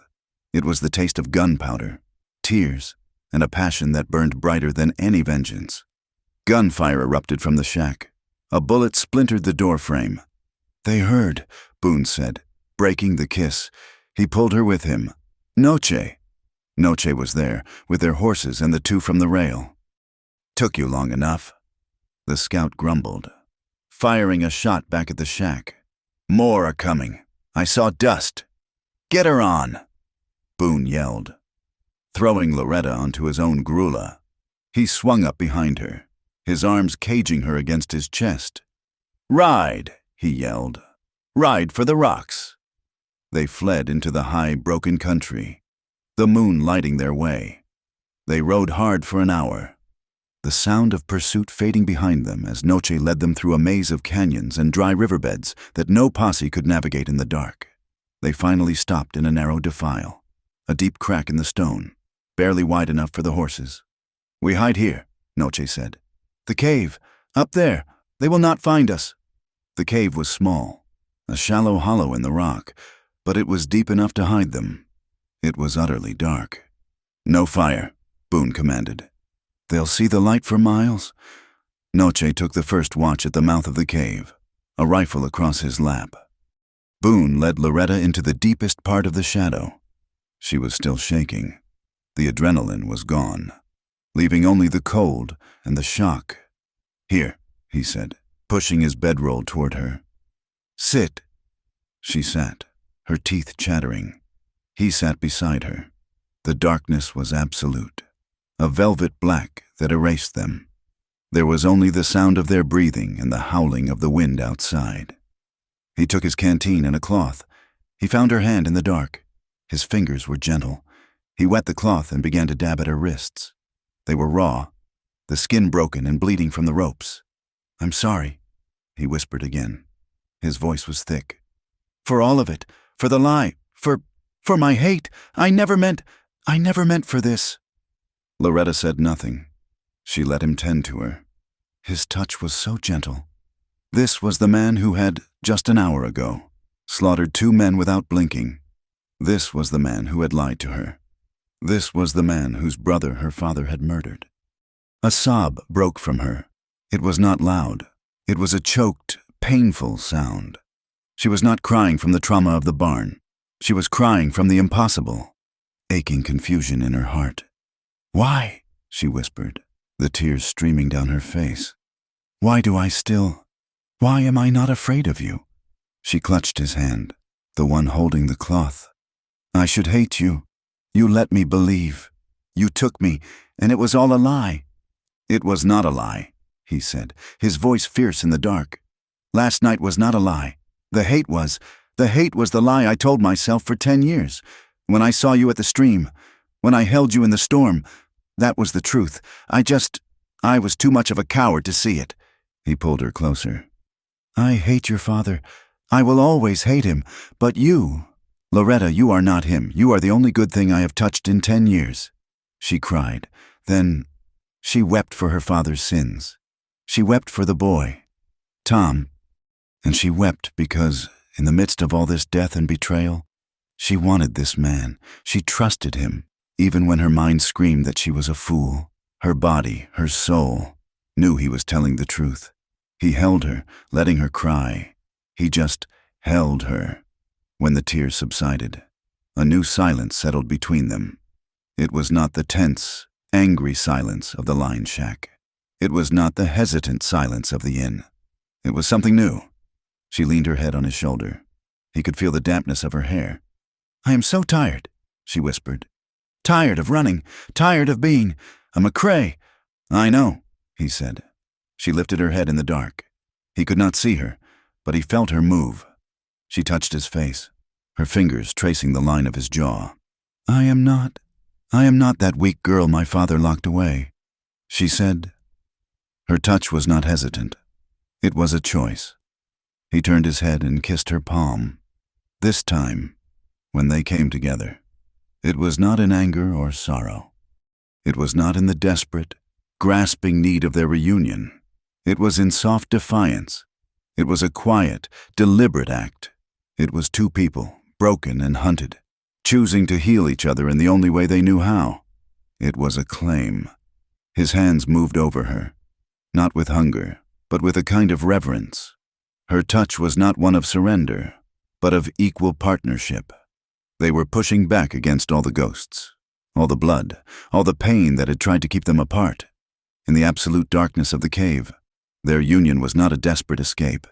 It was the only real thing in a world of lies. It was quiet, soul deep, and tender. Later, they lay tangled in the bedroll. The cave was cold, but they were warm. Loretta lay with her head on his chest, listening to the steady, slow beat of his heart. "He will not win," she whispered. "Who, Lancaster?" "My father. His kind. The men who use vengeance and call it law. The men who use greed and call it progress." She shifted, lifting her head so she was looking at where she knew his face to be. "I believe in justice. Boon, not vengeance. I have to, or I am no better than he is." Boone was silent. He thought of his brother. He thought of the 10 years he had spent hunting, fueled by a black-hearted rage. He had wanted to balance the books. He had wanted blood for blood. But he had just risked his life. Not for blood, but for her. For this, he held her, his arm tightening around her. He thought of her words. Justice, not vengeance. In the cold, quiet dark, with the wind howling outside and killers hunting them, Boone Travers finally began to believe it. 2. They left the high rocks 2 hours before dawn, with Noche leading the way. The scout had found them a path south, a winding animal trail that avoided the basins and ridges where Lancaster's men would be watching. The air was cold, but the silence between Boone and Loretta was no longer the heavy, angry thing it had been. It was a shared space, forged in the dark of the cave. They rode close. Loretta was on Noche's spare horse, but Boone stayed near her, his eyes constantly scanning, his hand never far from his gun. They had not spoken of what passed between them, but it was in every glance.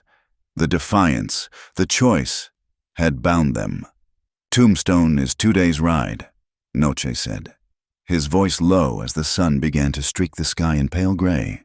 "But the town is not safe. It is Lancaster's territory. His money buys the law."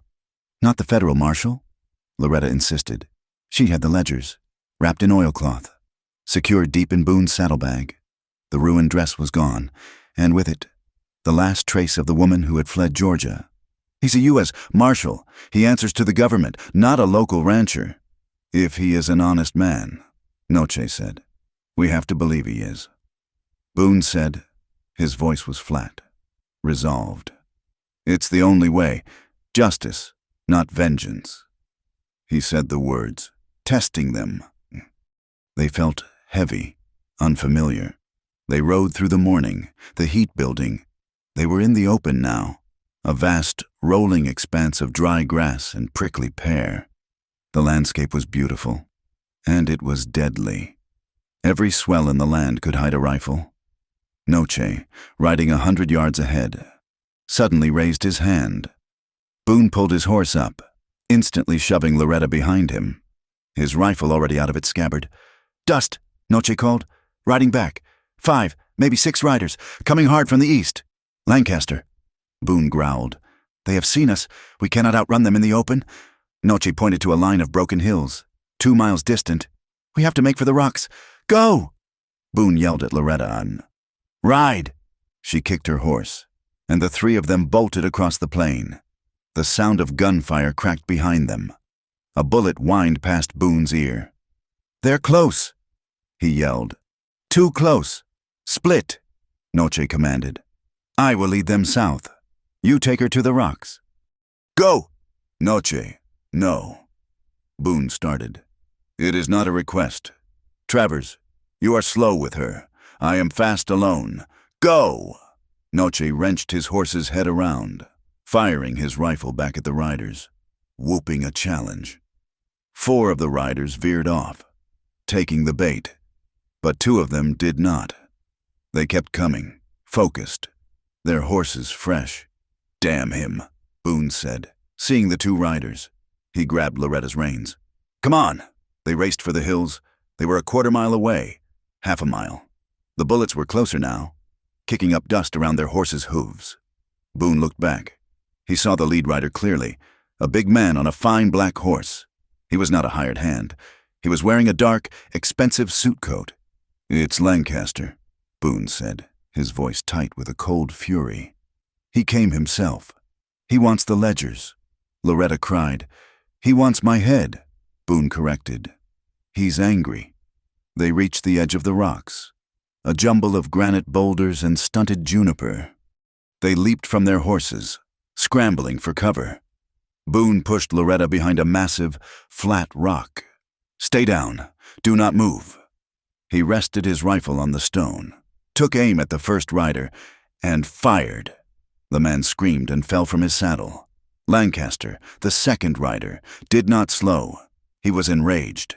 He was firing his revolver, the shots wild, slamming into the rock. "You killed my men, Travers," he roared, riding closer. "You'll pay for that, and you'll pay for the whore." Boone stood to get a clear shot. "Now," he whispered. He fired. The shot struck Lancaster's horse in the chest. The animal collapsed in a screaming heap. Throwing the rancher, Lancaster hit the ground hard, rolled, and came up behind his dead horse, using it for cover. There was silence. "Give me the girl, Travers," Lancaster yelled, his voice muffled. "Give me the ledgers, and I might let you crawl away." "Go to hell," Boone yelled back. He saw a puff of smoke from behind the horse. He did not feel the bullet. He heard it, a wet, heavy thud. He looked down. A dark, spreading stain was blossoming on his left side, just above his hip. "No," he grunted. He stumbled, the rifle falling from his hands. "Boone!" Loretta screamed. She grabbed him as he fell, pulling him back behind the rock. I'm hit," he said, his voice surprised. He looked at his hand, now covered in blood. It was dark, too dark. Lancaster laughed from behind his horse. "I heard that. A good shot. Right in the gut. You're a dead man. Travers, it'll just take you a day or two to know it." Loretta tore a strip from her petticoat, her hands shaking. "Boone, oh, God, Boone!" She pressed the cloth against the wound. He cried out, a raw, pained sound. "He's pinned us!" Boone gasped, leaning against the rock. He'll just wait." "No," Loretta said. Her face was pale, but her eyes were fire. She looked at Boone's revolver, still in his holster. She looked at the second horse, grazing nervously 50 feet away. "Stay here," she said. "Loretta, no, don't be a fool." "He thinks I'm a whore," she said, her voice shaking with rage. "He thinks I'm a victim. He thinks I'm bait." She picked up Boone's heavy rifle. "He's wrong. You can't even shoot. I can now." She took a breath.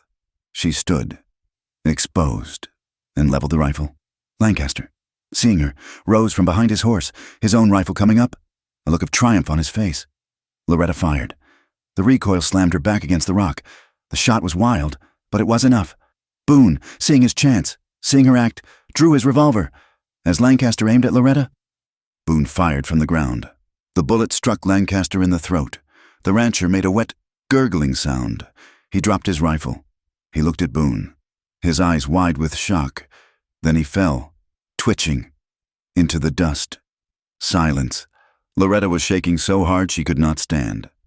She slid down the rock. You hit him," she whispered. We hit him," Boone corrected. He was pale, his skin clammy. "We have to go before the others come back." "Noche," she said, remembering. He'll be fine. He's Noche. Help me up." It was a nightmare. He was a dead weight.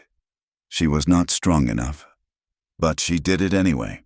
She hauled him to his feet, his arm slung over her shoulder, his blood soaking her shirt. She dragged him to his horse. It took all her strength, but she shoved him into the saddle. He slumped forward, his face gray. I can't hold on." "You will," she said, her voice a command. She mounted her own horse, grabbed his reins. "You will hold on. Boone Travers, I did not survive this long to watch you die in the dirt." She rode. She did not know where she was going. She just rode, pulling his horse, climbing deeper into the hills, looking for a place to hide. She found it an hour later. An old, abandoned mining cabin, its roof half caved in, its door hanging from one hinge. She got him off the horse and dragged him inside. He collapsed onto a ruined cot, the straw mattress stained and rotten. "The bleeding," he whispered. "It won't stop." She tore his shirt open. The wound was small, but it was deep, and it was bleeding. A slow, steady pumping of dark blood that would not stop. She pressed her hands against it, using all her weight. "It's not good, Loretta," he gasped, his eyes beginning to glass over. "You are not dying," she said, her voice fierce. "I forbid it. Do you hear me?" He tried to smile. "Yes, ma'am." She tended to him. She found a bucket. She ran to a small, brackish spring she had seen nearby and brought water. She washed the wound, but the bleeding only worsened. She packed it with the cleanest cloth she had, and then tore more strips, binding his middle as tightly as she could. He was pale, so pale. "Cold," he whispered. She covered him with his bedroll. She sat on the floor beside the cot, holding his hand. It was already cooling. "Stay with me, Boone. Stay with me. Talk to me." "Tom," he murmured, his eyes rolling back. "Tom, I'm I'm sorry. No, Boone. It's Loretta. It's me. But he was not there. He was gone, lost in the fever that was already taking hold. He slipped into a restless, agonizing darkness. He was back in Georgia. The pines were tall and dark. He could smell the rope. He saw his brother, Tom, standing on the wagon, his hands tied, his young face pale. "Boone!" Tom called. "Where were you? You didn't come." "I'm here," Boone thrashed, his voice a dry croak.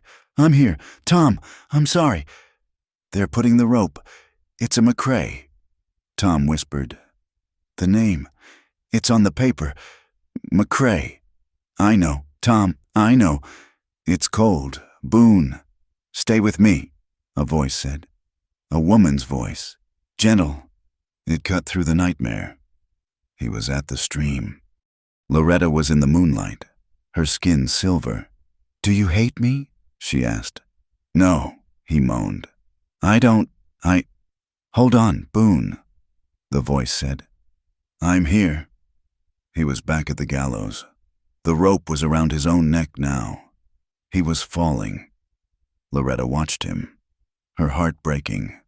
His fever was raging. He was burning up, but his hands were ice. The bandages she had tied were already soaked through. He was bleeding to death. She knew, with a terrible certainty, that if she did nothing, he would be dead by morning. She looked outside. The sun was setting. Lancaster's men, the ones Noche had led away, would be looking for their boss. They would find him, and they would follow the trail of blood. She had to go. She had to get help. It was the most terrifying decision she had ever made. To leave him, alone and helpless, was a betrayal. But to stay was a death sentence. "I'll be back," she whispered, kissing his hot, dry forehead. "I swear it. Boone, I will be back." He moaned, lost in his dream. She took a pistol, his canteen, and the stronger of the two horses. She slipped out of the cabin into the darkness. She rode, not knowing where she was going. Only that Tombstone was somewhere to the west. She rode toward the distant, faint glow of the town, praying she would not be seen. She rode for 3 hours, her mind a blur of terror. Every shadow was a rider. Every gust of wind was a shout. She skirted the main lights of Tombstone, knowing the marshal's office would be useless. She was a wanted woman, and the law was bought.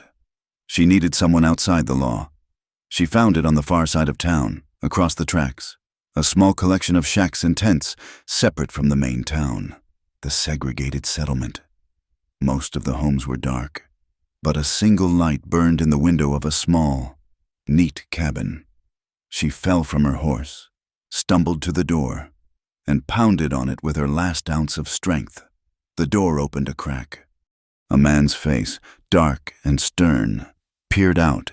He was tall, wearing spectacles. He looked at her blood-soaked clothes, with a deep, weary suspicion. "What do you want?" His voice was deep, educated. "Please," she gasped. "I need a doctor.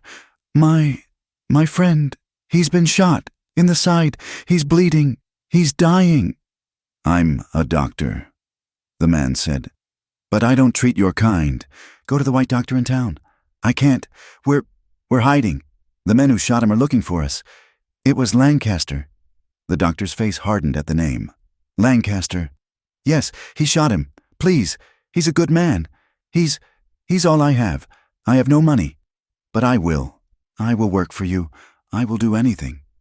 The man, doctor, Elijah Stone, studied her. He had seen this before. White folks' trouble, spilling over into his world. But he had also seen the work of Abram Lancaster. He had treated the settlers, the miners, the Chinese workers that Lancaster's men had beaten and run off. "Where is he?" the doctor asked, his voice sharp. "In the hills, an old mining cabin. I can show you. It's maybe 3 hours' ride." "Doctor," Stone made his decision. He disappeared inside and emerged a moment later with a black leather bag. "Get on your horse, girl. You'll ride with me." Boone woke up. The cabin was dark. The world was a spinning, agonizing gray. He was alone. The fire she had built had died to embers. The cot was cold. "Loretta," he whispered. Silence. "Loretta!" He tried to sit up. The pain in his side was a white-hot spear. He fell back, his head swimming. She was gone. The panic that hit him was worse than the fever. She had left him. She had seen him weak. She had seen the man who had lied to her. And she had taken her chance. She had run. He was alone. Just like Tom. He had been left to die. The betrayal was so absolute, so complete. It shattered the last of his defenses. He did not care about Lancaster. He did not care about the pain. He only knew she was gone. The door creaked open. He grabbed his revolver, which lay on the floor, his hand shaking. He aimed it at the door. He expected Lancaster's men. He expected death. Loretta stumbled in, silhouetted against the pale, pre-dawn light. She was not alone. A tall black man carrying a bag was with her. Boone stared. He saw her face, streaked with dirt and tears. Exhausted. But she was there. She had come back. He lowered the gun. He did not make a sound. He could not. The fever, the fear, the agonizing relief. It all broke him. He turned his head away, his shoulders shaking. As silent, hot tears cut paths through the grime on his cheeks, he wept. Loretta rushed to his side. "Boone! Boone! I'm here! I told you I'd be back! This is Dr. Stone! He's here to help!" Doctor. Stone was already at work. He lit a candle, his movements quick and professional. "Get that water boiling, and find every clean piece of cloth you have, now." He looked at the wound. It was a mess. He's lucky, an inch over, and he'd have been dead hours ago. But the bullet's still in there, and he's septic. He opened his bag. "Girl, I'm going to have to cut it out, and I have no laudanum to spare for this." "I know," she said, her voice steady. "You'll have to hold him, and hold him still, or I'll kill him." Boone was lucid now, the panic and the doctor's arrival having shocked him back to awareness. He looked at Loretta. He saw the determination in her eyes. He nodded. The operation was an act of butchery performed by candlelight. The doctor was fast, his hands sure. Loretta did not hold Boone down. She held his hand. She held it with all her strength. When the doctor made the first cut, Boone roared, his back arching off the cot. "Hold him," the doctor commanded. "I'm here, Boone," Loretta said, her voice a fierce, steady murmur. She leaned close, her other hand gripping his shoulder. "I'm right here. Squeeze my hand. I'm not leaving." "I am not leaving you." He crushed her fingers, his knuckles white. He ground his teeth, sweat pouring from his body. The doctor probed the wound. "I have it." With a final, sickening twist, he pulled the flattened piece of lead from Boone's side and dropped it into a metal bowl. Boone collapsed, unconscious. Doctor. Stone began to stitch the wound with a clean, curved needle. "He's lost a lot of blood, but the bullet is out. The rest is up to God and his own stubbornness." Loretta had not let go of his hand. She was weeping, her tears dripping onto his arm. She was exhausted, terrified, but she was there. The doctor finished, bandaging the wound tightly. "He'll live, assuming the fever breaks. Keep him warm. Keep him hydrated." He stood, cleaning his instruments. Loretta finally looked up, her face a ruin of dirt and gratitude. "Thank you. I have nothing." "You have your life," the doctor said, packing his bag. "And that's payment enough for one night's work against Abram Lancaster. You best be gone from here by sunlight. His men won't stop looking." The doctor left. Loretta sank to the floor, her legs giving out. She was still holding Boone's hand. She rested her head on the edge of the cot, her cheek against his knuckles. He was breathing, deeply. The restless, fevered thrashing had stopped. He was alive. "I'm here," she murmured, her voice thick with exhaustion. "And I won't leave. Tombstone was not a sanctuary. It was a tinderbox of greed, violence, and politics, baking under the Arizona sun." They rode in slowly, Noche having met them at the outskirts, his face grim. Boone was barely upright in the saddle, his side a solid block of fire, the stitches pulling with every jolt. He was weak, but he was alive. Loretta rode beside him, her face set in a mask of hard determination. The fear was gone, burned away by the fight and the long, agonizing night in the cabin. Noche did not lead them down Allen Street, where the saloons and theaters spilled drunk miners into the dust. He took them through the back alleys, to a small, unassuming brick building near the county courthouse. A single wooden sign read, "United States Marshal." "This is as far as I go," Noche said, his eyes on the street. "Thorne is inside. He is a man. That is all I know." "Thank you, Noche," Loretta said, "for everything. You are still fools," the scout replied, but he reached out and clasped Boone's forearm. "You ride clean now. Travers, see that you keep it that way." He nodded to Loretta, a rare sign of respect, and melted back into the shadows of the alley. Loretta slid from her horse and stumbled to Boone, helping him dismount. He leaned on her, his weight almost taking her down. I can walk," he gasped. "Be quiet and lean," she ordered. She half dragged him to the door and kicked it. It opened. A man in his late 50s, with a weary face and a thick mustache, stood there. He wore a vest and a badge. His eyes took in the scene in an instant. The woman's defiant, exhausted face, the man's gray pallor, the blood-soaked bandage. "Marshal?" Loretta asked. "I am," he said. "Name's Elias Thorne."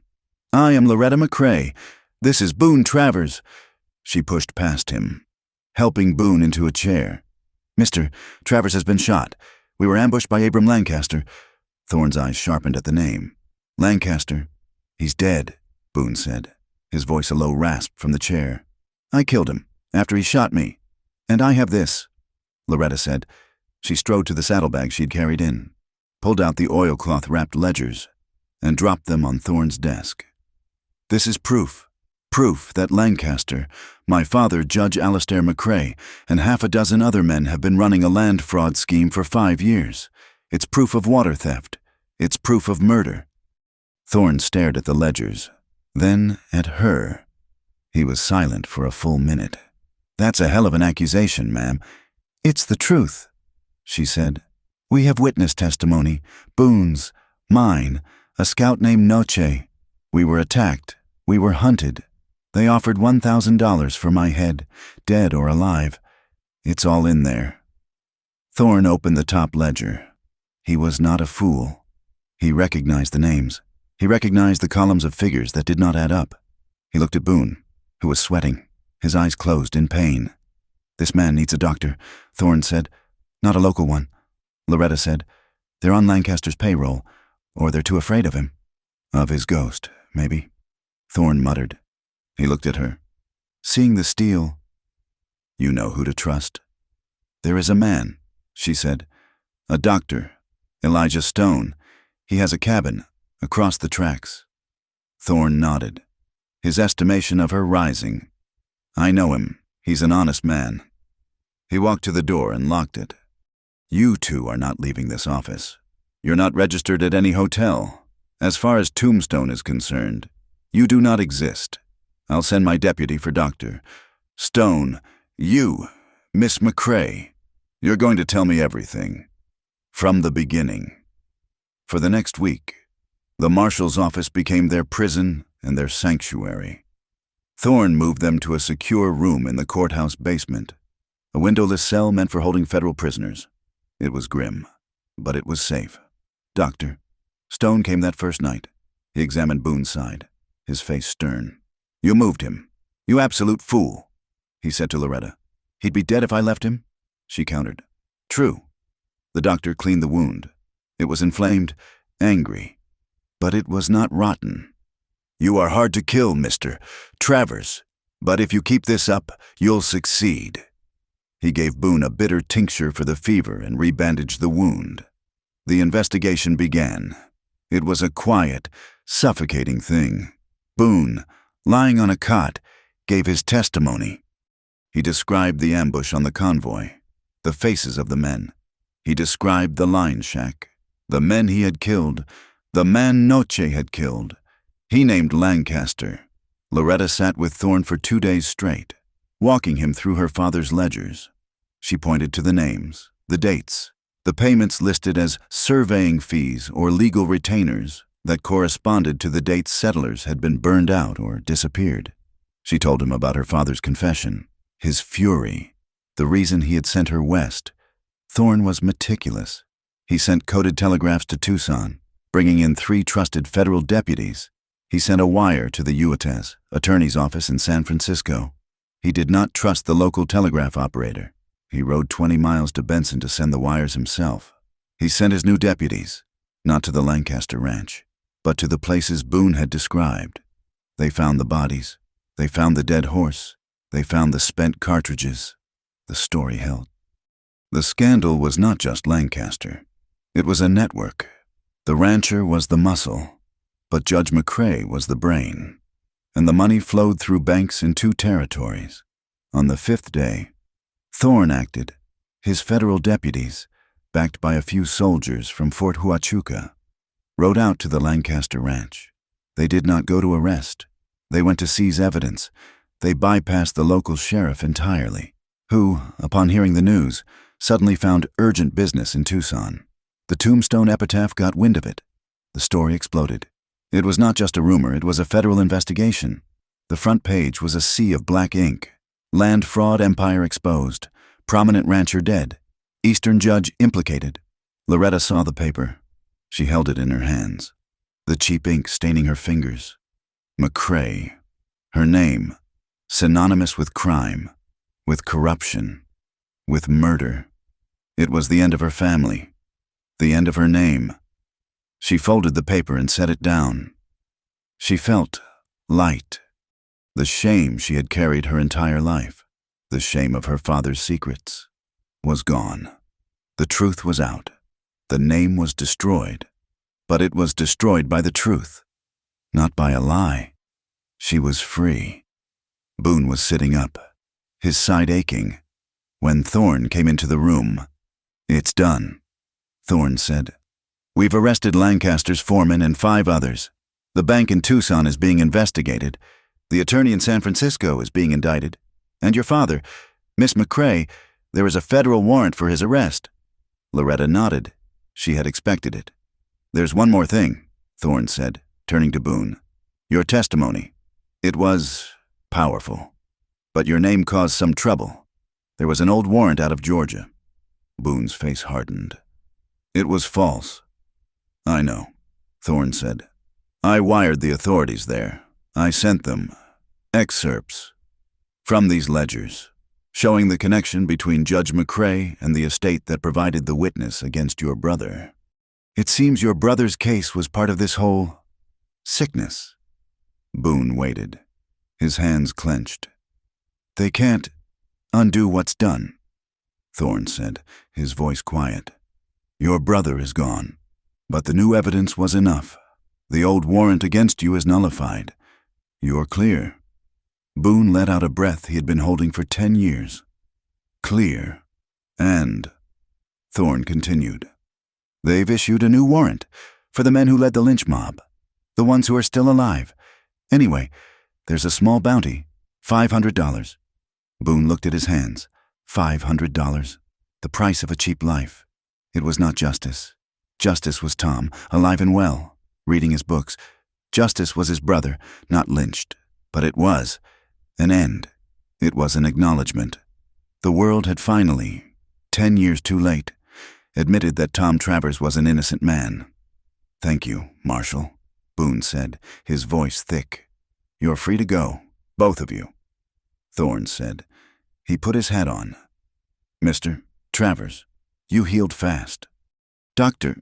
Stone said you were too stubborn to die." He was right, Boone said. They left the courthouse an hour later. Boone walked slowly, his arm in a sling, but he walked on his own. Loretta was beside him, dressed in a simple canvas skirt and a blue cotton blouse she had bought. The Tombstone sun was high, the street loud. People hurried past, talking about the scandal, reading the papers, but no one looked at them. They were anonymous. They were just 2 more faces in the crowd. They walked to the livery. Noche was not there. Their horses were. They were fed, brushed, and ready. A small pouch was tied to Boone's saddle. Inside was the money he had paid Noche, and a single, perfect eagle feather. Boone mounted, slowly, gritting his teeth against the pain. Loretta swung up onto her own horse. They rode out of Tombstone. They did not look back. They rode south, away from the towns, away from the telegraph lines. They followed the slow, winding path of the San Pedro River, moving deeper into the quiet country. Boone was silent, lost in thought. Loretta did not press him. She just rode, matching his pace. On the second day, they found the place. It was a wide basin, cut deep by the river, sheltered on three sides by high canyon walls. Cottonwood trees grew thick near the water, and the grass was green. Even in the dry season, it was peaceful. It felt untouched. "Here," Boone said, his voice hoarse. "We'll camp here." They made a camp. It was not the hurried, fearful camp of their journey. It was slow, deliberate. Boone was still injured, so Loretta did most of the work, but he directed her. They built a clean fire pit with river stones. They set up a simple shelter. While Loretta tended the horses, Boone sat. He pulled his hunting knife. He looked around, and his eyes settled on a thick, dry piece of cottonwood branch. He began to carve. Loretta watched him. His hands were slow, the big, calloused fingers moving with a surprising delicacy. The knife blade flashed in the afternoon light. He worked for over an hour. The pain in his side must have been sharp, but he did not stop. When he was finished, he held it up. He had carved words into the pale wood. Tom Travers, 19 years old, a good man. He had not put a date. He had not put a place. He stood, walking stiffly to the largest cottonwood tree, the one nearest the slow-moving water. He used his knife to dig a small hole, and he set the marker, packing the earth firm around its base. He stood there for a long time, just looking at the words. Loretta felt her throat tighten. This was the funeral he had never been allowed to have. This was the burial. This was the end of his long, dark ride. She turned away, giving him the moment. She walked to her own saddlebag. She reached deep inside and pulled out the one last item from her old life. It was a dress. A beautiful, dark blue silk dress, trimmed with French lace. The dress her father had given her for her 21st birthday.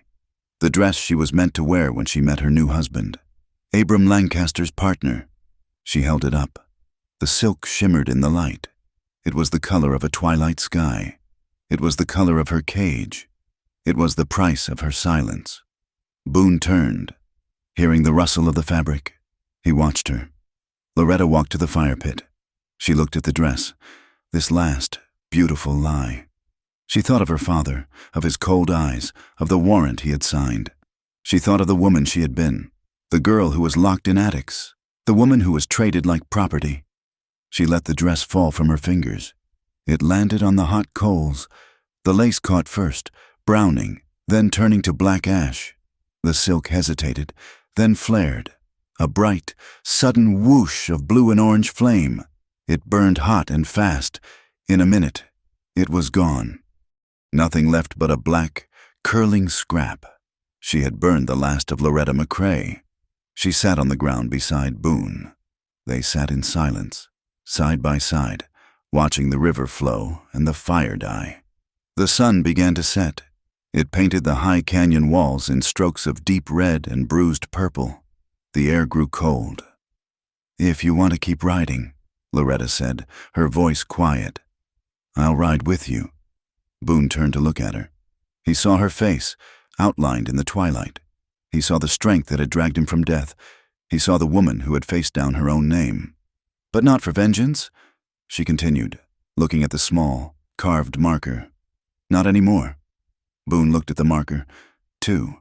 The anger that had been his companion for 10 years, the black, bitter rage that had fueled him, was gone. It had burned out, leaving him scoured clean. It was not a victory, it was just an end. He reached out and took her hand. His rough, scarred palm closed over hers. A faint smile touched his lips, a real smile. one that reached his eyes. "I don't need revenge," he said, his voice low. "I've got you." The last sliver of sun vanished. The canyon was plunged into a deep, cold twilight. He stood, pulling her gently to her feet. They went to their shelter, to the bedrolls they had laid out side by side. In the faint, silver light of the rising moon, they undressed. They moved slowly, fully. This was not the desperate, secret coupling at the inn, tainted by lies and guilt. This was not the fierce, defiant claiming in the dark of the cave. There was no secrecy. There was no fear. It was peace. He looked at her, at the woman who had saved him. He saw the faint, white scars on her back, the fading marks of her father's cruelty. She looked at him, at the man who had come for her. She saw the old, puckered scars of his violent life, and the new, raw scar on his side, the one she had tended, the one that bound them. When they came together, it was quiet. It was soul deep. It was tender. It was not a taking or a surrendering. It was a promise. The wind howled on the high rim of the canyon, a lonely, wild sound from the desert. But inside their small shelter, by the river, there was only the warmth of their bodies and the promise of love, hard-won and real. Thank you so much for listening to our story. We truly hope you enjoyed the journey with Loretta and Boone. We would love to know where in the world you are listening from. Please drop a comment and say hello. If you enjoyed this tale, please consider subscribing to From Wild West for more stories just like this one. And finally, let us know your thoughts on the story in English. We love hearing from you.